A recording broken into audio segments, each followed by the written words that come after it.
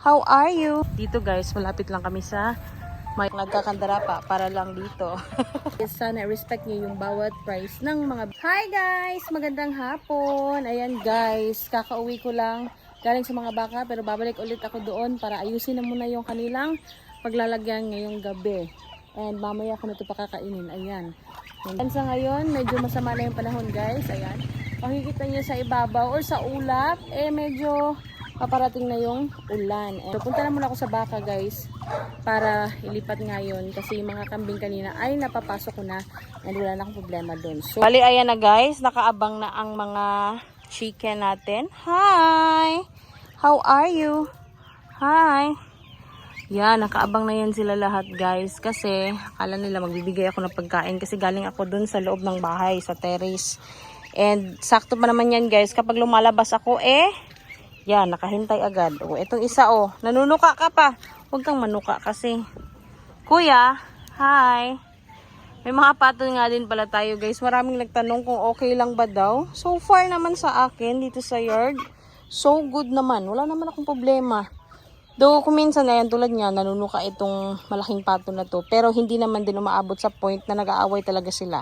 Siguro depende na rin talaga sa area nyo. Tulad nun Meron namang iba na tumatakbo na kung saan hindi talaga natutuloy yung kanilang mga pag-aaway. Ayan, di ba? Mas malakas pa kayong maghingi ng pagkain. Yun yung mga sisiw pala natin guys, Yan. Yan, malalaki na rin yan sila guys. Yan. So, bali ano yan sila guys? 8. So, yung dalawa ay nakaseparate sila kasi nga tulad ng sinabi ko ng mga nakaraan.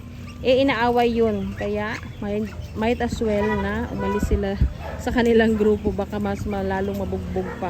Punta na muna ako doon para pagbalik ko dito magpakain na lang ako at wala na tayong babalikan ulit doon. Para hindi rin yun matali sa kung ano pang mga tuod doon guys. Kasi merong mga areas doon na may mga kahoy na kung saan mahirapan yung baka kapag napulupot na siya doon. So, nandito na nga pala tayo, diba? Ang dumi ng mirror ng ating service. So, nandito nga pala tayo sa ating area na kung saan yung ating mga baka ay nakalatag. Char, nakalatag. Ito nga pala si Bambam natin. Ayan, busog na busog ka na, Bambi. Good job, Bambi boy. Good job, Bambi boy. Ayan guys, dito ko lang yan siya nilagay kanina kasi nga napakainit dito at hindi pwedeng mainitan ang baka natin si Bambi kasi napakakawawa naman. Di ba Bambi? Ayan nga pala yung laki ni Bambi guys. Yan. Para may preference kayo, 0.5 yung gamit natin para makita talaga ng buo ang katawan ni Bambi. Hi Bambs!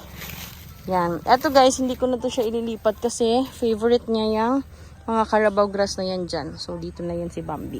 Si Jack yan guys. Busog na busog din si Jack. At yung tubig niya, ayan, konti na lang talaga. Nag-iwan kasi ako ng tubig kanina guys para makainom siya. Kasi kanina hindi pa siya masyadong minom kahit na nilagyan ko ng maraming asin. So, wala siyang pakialam. Dito guys, malapit lang kami sa may highway. Kaya, ganyan makikita niyo yung mga tumadaan na motorista. And, ayun naman yung isa guys na si... Anong tawag nito? Si Abdul. Ayun, nandun sa malayo. Dito ko na lang yan ilalagay si Jack guys kasi kumakain pa naman siya. And maging si Bambam ay dun lang din yun. So tama na din yung si Abdul guys. Kukunin ko na lang yung kanyang tubig. So ayan, try nating pa inumin ulit si Bambi.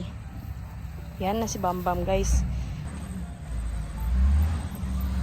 Hi Jack! Tumakbo siya guys kasi natakot dun sa may truck na lumapit sa kanya habang kumakain. Pero ayan na yung ating baby boy Jack. Hi Jack! Jackie! Ang laki ng tiyan mo! So yun guys, doon naman tayo sa kabila. Ano ba yan? Hirap mag-vlog. Pero sige lang. Vlogging is life. Oopsie! Ayaw pa talaga. Ito lang isa. Ayan. Let's go! Check natin yung isang baka natin dun sa kabila. Si Abdul. Tsaka yung dalawa din, aray. Yung dalawa din na nasa kabila pa rin. Pinagsama namin kasi sila yung mga mahihilig din sa napier. So, puntahan din natin yun. And, sige, yun lang. Punta naman na tayo dun. Nandito yung kanyang tubigan. Yan. Hindi na naubos Wala na. Ubos na. Ubos na. Ayaw mo na? Ha? Dito lang siya. Kasi nakikita niya naman si ating paring Jack dun sa kabila. Kaya okay na okay lang yan siya dito. Come here. Mag-water pa ka? Water pa ikaw? Ha? Mag-water pa ikaw? Grabe ka, busog ka naman, oy. O yan, water ka pa. Good job. Bali, nandito naman yung dalawa ulit nating baka. Ayan yung isa. Nandun yung tubigan niya na iniwan ko kanina kasi nga hindi pa siya masyadong uminom kaninang umaga. Tapos kaninang tanghali uminom naman siya pero iniwan ko na lang yung sobra kasi para hindi ako mahirapan magdala ngayon. Nililipat naman natin to guys dito lang sa harap banda. Ayan yung dun banda na area tsaka yung dito banda sa isa din para hindi na tayo mahirapan na maglipat-lipat. So yan guys, nakapaglipat na ako sa kanilang dalawa and dito na yan sila mamayang gabi. So that's it para sa ating mga alagang baka. And kanina pa ako nakapagtapos sa mga ating kambing kasi pumasok na sila Daxi and mas maganda yon. Teka lang, hinihingal ako. Mas maganda yon kasi hindi na ako nahirapan na magtaboy sa kanila. Yung isa guys na si Badok or si Android 16 natin and yun naman yung isa na si Dave. Ayan. Nakauwi na tayo sa bahay and ito naman yung pakainin natin ngayon. Ayan. Hintay na mga guys. Hintay na yung mga bashers nyo eh. Ayun yung iba. Ayan. Kuha na lang ako ng pagkain para makakain na itong mga alaga natin. Pagkain, pagkain! Ayan. Hi guys! Diba? Ito yung legendary terrace natin guys. Kung saan makikita nyo yung mga manok nagkakandara pa para lang dito. Hi! Okay. Oopsie. Bilisan natin guys. Ang bilis pa naman nilang magsikain. Bilisan natin ang gagawin. Kasi yung iba talagang pupunta agad-agad dito sa mga lalaki natin o sa mga tandang. Ano ba yan? Hindi ko alam kung klaro nyo pa ba ako. Yan. Kumain na kayo. At nang hindi kayo maabutan ng sandamakmak na mga naka-range. Opsi! No, no, no. Shh, doon ka. Doon ka. Huwag ka dyan.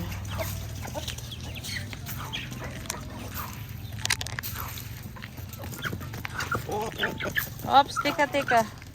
Teka lang kuya. Jurassic, wait. Alis ka kasi. Para hindi ka matamaan. Ang hirap mong pakainin.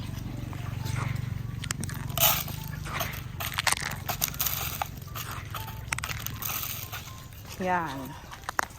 Diba? Sige, dito naman tayo sa kabila. Huwag mag-siksikan. Kasi pwede kayong mahulog. Teka lang, alis. Alis kasi. Maldito pa naman tayo. Teka lang, ayan. So, as usual guys, itong sobra natin, ibibigay natin sa mga naka-range. Guys, meron palang nag-comment dun isang tao sa TikTok account namin. Kung sabi niya, sa tinagal-tagal niya daw nag-aalaga at saka nagbebenta din siguro, eh hindi daw umabot sa point na 2K per month yung naibenta niya sa mga manok niya. Or each siguro yung ibig sabihin niya kasi yun din yung pagkakasabi ko dun na bawat isa 2K tapos isang buwan lang yun. O yung mga yan, yung mga ganyan na kaliliit or ganyan kalalaki na mga alaga. So, hindi ko naman kasi yun nilalahat din. Price may vary pa rin sa lugar nyo, sa kung gaano ba kauso sa inyo siguro, sa isang breeder. Alam naman kung bibilhin mo talaga kung hindi naman swak sa budget mo, di ba? Kaya hindi ka rin talaga makakabenta kung ganon. Pero so far naman sa amin guys, experience namin dati, nakakapagbenta naman kami ng 2K per month. Pero so far sa ngayon din, hindi ko naman masasabi kung ganon pa rin ba. Kasi nga, ano ba? Kasi nga, hindi na kami nagmi-breed ng napakadaming sisiw. At the same time, malalaki na rin yung gusto namin i-dispose tulad yung mga ganyan. Kaya, siguro, masasabi ni sir na ganun, na sa tinagal-tagal niya daw nag-aalaga, eh, hindi naman daw ganun talaga kamahal or hindi naman dun talaga ganun yung presyo na per month is 2K. So siguro talagang madaming mawiwindang kapag ganun kasi napakalaking halaga kasi ng 2K per month sa isang sisiw. Diba? Pwede ka naman kasing bumili ng native lang per kilo, hindi pa yun naabot ng 1,000. Tulad ng sinabi ko guys, yung price namin is nakadepende kasi yan sa breeder, tsaka at the same time sa inyo mismo nabibili kung kaya nyo din. Kasi nga, hindi naman yan pinipilit ng breeder kung hindi niya binibenta or ipipilit niya ng mas mura yan kung gusto niya mabenta. So yan guys, siguro nakadepende talaga sa bawat breeder tsaka sa bawat buyer kung bibili siya sa ganung presyo. Kasi bakit naman ipipilit ng isa yung it's either the buyer ba or the seller kung ganun talaga yung presyo kung hindi naman talaga mabibili or mabibenta. And also guys, sana respect niyo yung bawat price ng mga breeder kasi iba-iba din yung mga na encounter nila, situation nila sa pag-aalaga ng mga alaga din nila, di ba? Lalo na kapag backyard ka kasi medyo mahirap talaga. Minsan, kahit kaya kami naghahanap kami ng mga DIYs or mga iba pa rin mga opinions coming from the different breeders kung ano yung mas maganda para sa mga alaga natin, of course. So that's it for today's video guys. Thank you for watching again. Please do comment, follow, like, share, and subscribe both sa TikTok, Facebook, at saka dito sa ating YouTube channel guys. And marami pa tayong i-share at mga, daily activities natin or mga ginagawa natin dito sa ating munting farm na kung saan munting farm pero medyo marami yung ating mga alaga kahit papano naman din nakakausad din. So yun lang guys, thank you so much for watching. Please out everybody, please stay safe, bye.